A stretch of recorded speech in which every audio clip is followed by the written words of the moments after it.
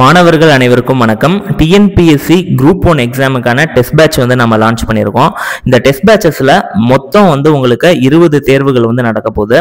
ஒவ்வொரு தேர்வுலையும் 200 கேள்விகள் அப்படின்ற பட்சத்தில் 20 தேர்வுகளுக்கு 4000 கேள்விகளை உங்களால் ப்ராக்டிஸ் பண்ணியிருக்க முடியும். இந்த தேர்வில் இடம்பெற போகிற கேள்விகளுடைய தரம் டிகிரி ஸ்டாண்டர்டில் இருக்கும். அதாவது நம்ம final TNPSC group 1 exam degree standard அப்படின்ற அந்த ஒரு தரத்தில் தான் இருக்க போகுது. உங்களோட யூனிட் 1 to யூனிட் 6 வரைக்கும் இருக்கக்கூடிய கேள்விகள் டிகிரி ஸ்டாண்டர்ட் டிகிரி தரத்தில் தான் இருக்கும். ஆப்டிடியூட் மட்டும் எஸ்எஸ்எல்சி தரத்தில் இருக்கும். உங்கள் ஃபைனல் குரூப் 1 ப்ரிலிமினரி எக்ஸாமு அதே தரத்தில் இருக்கக்கூடிய ஒரு தேர்வு தான் இந்த டிஎன்பிஎஸ்சி குரூப் 1 2025 டெஸ்ட் சீரிஸ் இதே தரத்தில் தான் இருக்க போகுது. நீங்கள் எழுத போகிற 20 டெஸ்ட்லையுமே உங்களுக்கு ஆப்டிடியூட் கொஷின்ஸ் 25 இடம்பெறும். ஜென்ரல் ஸ்டடீஸுக்கான கொஷின் எல்லாமே பட்டப்படிப்பு தரத்தில் தான் இருக்கும். இந்த தேர்வுகள் என்னைக்கு ஸ்டார்ட் ஆகுது, ஃபர்ஸ்ட் டெஸ்ட் என்னைக்கு ஸ்டார்ட் ஆகுது அப்படின்னு நம்ம பார்த்தோம்னா 29th மார்ச் 2025 உங்களுக்கு தேர்வுகள் ஆரம்பிக்க போகுது. இந்த பேட்சில் உங்களுக்கு சேர வில்லிங்னஸ் இருக்கு அப்படின்ற பட்சத்தில் நீங்கள் 28 மார்ச் அன்னைக்கோ இல்லை அதுக்கு முன்னாடியோ நீங்கள் இந்த பேட்சில் சேர்ந்துருக்கணும். தென் இப்போ இந்த டெஸ்ட் சீரீஸில் இருக்கக்கூடிய ஃபீச்சர்ஸ் என்னென்ன அப்படின்னு சொல்லி நம்ம பார்க்கலாம். ஃபர்ஸ்ட் கொஷின் எல்லாமே உங்களுக்கு பைலிங்குவலாக தான் இருக்கும். அதாவது இங்கிலீஷ்லையும் இருக்கும், தமிழ்லையும் வினாத்தாள் செட் பண்ணியிருப்போம். நம்ம ஃபர்ஸ்ட் உங்களுக்கு இங்கிலீஷில் கேள்விகள் இடம்பெறுது அப்படின்னா நெக்ஸ்ட் தமிழ்லையும் அந்த கேள்விகள் இடம்பெறும். இது தமிழ் மீடியமில் எழுதுறவங்க தமிழ்லையும் நீங்கள் யூஸ் பண்ணிக்கலாம். இங்கிலீஷ் மீடியம் ஸ்டூடெண்ட்ஸ்க்கும் இது யூஸ்ஃபுல்லாக இருக்கும். ரெண்டாவதாக இருக்கிறது இதில் இருக்கக்கூடிய சப்ஜெக்ட், ஐ மீன் நம்ம குரூப் 1ல் இருக்கக்கூடிய அந்த யூனிட் 1லேருந்து யூனிட் 6 வரைக்கும் இருக்கக்கூடிய சப்ஜெக்ட் எல்லாமே உங்களுக்கு கவர் ஆகிடும் இந்த டெஸ்ட் பேட்சில், இன்க்ளூடிங் ஆப்டிடியூட். மூணாவதாக இருக்கிறது ஆப்டிடியூட் பாடத்துக்கான அந்த வெயிட்டேஜ் டெஸ்ட்லையும் உங்களுக்கு 25 கேள்விகள் கட்டாயமாக இடம்பெறும். தென் ஃபோர்த்தாக இருக்கிறது இதில் இருக்கக்கூடிய அந்த 20 டெஸ்ட்டில் 4 தேர்வுகள் ரிவிஷன் டெஸ்ட்டாக நடக்கும். 2 தேர்வுகள் மார்க் டெஸ்டா நடக்க போகுது நமக்கு. அதாவது டெஸ்ட் 19 and 20 மார்க் டெஸ்டா நடக்க போகுது. இப்போ இன்னைக்கு நீங்க எக்ஸாம் எழுதுறீங்க அப்படின்ற பட்சத்தில் நாளைக்கு, அதாவது அடுத்த நாள் உங்களுக்கான ஆன்சர் கீயை டெலகிராம்ல நாம ஷேர் பண்ணிடுவோம். அதுதான் இந்த ஃபைனல் பாயிண்ட்ல நான் கொடுத்துருக்கேன். பொதுவாக இதில் இருக்கிற அந்த டெஸ்ட் எல்லாமே உங்களுக்கு சாட்டர்டே அண்ட் சண்டே தான் நடக்கும். வீக் டேல நடக்காது. சாட்டர்டேல எக்ஸாம் நீங்க எழுதுறீங்கன்னா சண்டே ஆன்சர் கீ டெலகிராமில் ஷேர் பண்ணுவோம். சண்டே நீங்கள் தேர்வு எழுதுறீங்க அப்படின்ற பட்சத்தில் ஆன்சர் கீ மண்டே உங்களுக்கு ஷேர் பண்ணிவிடுவோம். எல்லாமே டெலகிராமில் தான். இப்போ நாம் இதற்கான டெஸ்ட் ஷெடியூலை நாம் பார்க்கலாம். டெஸ்ட் 1 பொறுத்த வரைக்கும் உங்களுக்கு யூனிட் 6, ஏன்னா அதில் என்ன அதிகமான கொஷின்ஸ் வரப்போகுது. அதுக்கு தான் வெயிட்டேஜ் படி பார்த்தோம்னா யூனிட் 6 யூனிட் 5க்கு தான் அதிகமான வெயிட்டேஜ் நம்ம கொடுப்போம். அந்த அடிப்படையில் யூனிட் 6லேருந்து 100 கேள்வியும், யூனிட் 1 சயின்ஸ் லோ வெயிட்டேஜ் இருக்கக்கூடிய ஒரு சப்ஜெக்ட் தான், அதுலேருந்து 75 கேள்விகளும். நம்ம ஆல்ரெடி பார்த்த மாதிரி எல்லா வாரம் நடக்கக்கூடிய எல்லா தேர்வுலையும் ஆப்டிடியூட்லேருந்து 25 கொஷின்ஸ் இடம்பெற போகுது. இது டெஸ்ட் 1க்கு. அதாவது யூனிட் 6லேருந்து ஒரு குறிப்பிட்ட டாப்பிக்கும் சயின்ஸ்லேருந்து ஒரு குறிப்பிட்ட டாப்பிக்கும் நம்ம எடுத்துருக்கோம் டெஸ்ட் 1க்கு. டெஸ்ட் 2ல யூனிட் 6ல் விடுபட்ட போன எல்லா டாப்பிக்கும் டெஸ்ட் 2ல வந்துடும். அதே மாதிரி சயின்ஸ்லையும் எல்லா டாப்பிக்குமே நம்ம கொடுத்துருப்போம். அதில் விடுபட்டு போன எல்லா டாப்பிக்குமே இதில் கொடுத்துருப்போம். இதே மாதிரி டெஸ்ட் 3ல யூனிட் 6க்கு பதிலாக யூனிட் 5 வந்திருக்கும். யூனிட் 1 சயின்ஸுக்கு பதிலாக யூனிட் 2 ஜியாகிரஃபி வந்திருக்கும். இந்த டெஸ்ட் 4 வரைக்கும் நாம் என்னென்ன சிலபஸ்லாம் நம்ம கவர் பண்ணுறோமோ அந்த டெஸ்ட் 1, டெஸ்ட் 2, டெஸ்ட் 3, டெஸ்ட் 4 இதை 4 டெஸ்ட்டையும் சேர்த்து டெஸ்ட் 5ல ஒரு ரிவிஷன் டெஸ்ட்டாக நாம் ப்ராக்டிஸ் பண்ண போகிறோம். இந்த ரிவிஷன் டெஸ்ட் முடிஞ்ச உடனே நாம் பழையபடி கவர் பண்ண வேண்டிய சிலபஸ் டாபிக்ஸ், புதுசாக கவர் பண்ண வேண்டிய சிலபஸ் டாபிக்ஸ் எல்லாமே நம்ம கவர் பண்ண போகிறோம். டெஸ்ட் 6ல் யூனிட் 5, யூனிட் 3, அப்புறம் ஆப்டிடியூடு.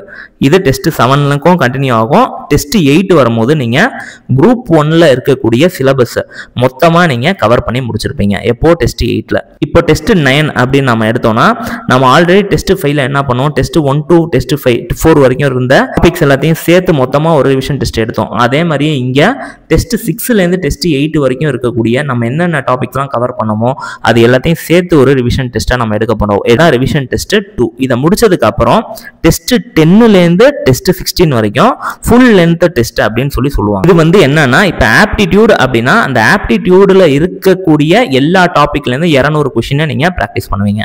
அதே மாதிரி unit 6, unit 5, unit 4, unit 3, unit 2, unit 1 இது மொத்தமாக ஒரு 200 கொஷினை கொண்ட ஒரு தேர்வை வந்து ஃபார் ஈச் சப்ஜெக்ட் வந்து நாம் ப்ராக்டிஸ் பண்ண போகிறோம். இப்போ யூனிட் 5னா அதுலேருந்து 200 கேள்வி, யூனிட் 2னா அதுலேருந்து 200 கொஷின். இது மாதிரி எந்த ஒரு யூனிட்டையுமே நாம் ஒமிட் பண்ணாமல் எல்லா யூனிட்லையும் 200 கேள்விகளை வந்து நாம் ப்ராக்டிஸ் பண்ண போகிறோம். இது வந்து அப் டு டெஸ்ட் 16 வரைக்கும்.